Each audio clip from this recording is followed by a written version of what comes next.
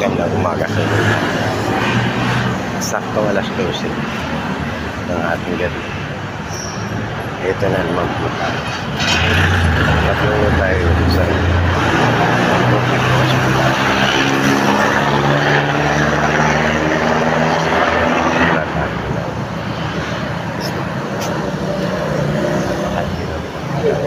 Pagamot sa isang pribadong hospital. Ito, gagawa na ng kalusugan. Pero, tsambahan lang mga kakubatang ng islag. Para sa pagpapagamot. Mahirap talaga kumuha. Anyway, kayo na lahat. Hospital. Talaga.